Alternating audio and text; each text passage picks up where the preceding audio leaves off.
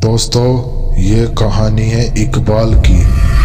एक 16 साल का बच्चा जो अपने अब्बू के साथ एक छोटे से गांव में रहता था। इकबाल के पिता बीमार थे, इसलिए इकबाल को ही काम करके घर चलाना पड़ता था। एक दिन अचानक उसके अब्बू की तबीयत खराब हो गई और कुछ ही देर बाद उनका देहांत हो गया।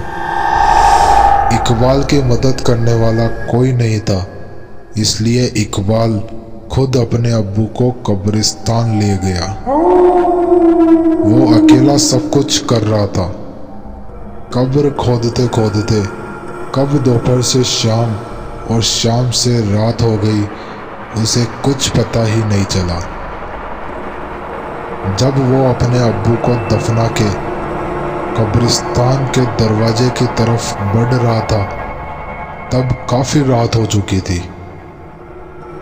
हवा भी तेज चलने लगी थी। अचानक इकबाल को किसी ने पीछे से आवाज दिया। जब उसने पीछे मुड़कर देखा तो कोई नजर नहीं आया।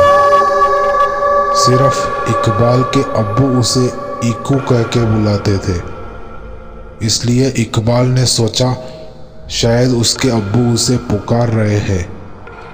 पर जब इकबाल ने जोर जोर से अब्बू अब्बू कहकर पुकारा, फिर भी कोई जवाब नहीं आया, तो वह डर गया और जल्दी जल्दी दरवाजे की ओर बढ़ने लगा। लेकिन जैसे ही इकबाल दरवाजे के नजदीक पहुंचा, दरवाजा बंद हो गया। वो एकदम से घबरा गया। कब्रिस्तान की दीवारें और दरवाजा इतना ऊंचा था कि वो किसी भी तरह पार नहीं कर सकता था।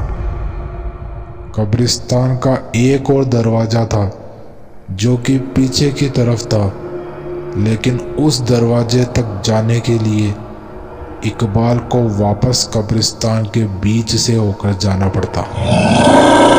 किसी तरह हिम्मत जुटाकर इकबाल ने दूसरे दरवाजे तक जाने का फैसला किया। वो सुनसान कब्रिस्तान के बीच से जा ही रहा था कि अचानक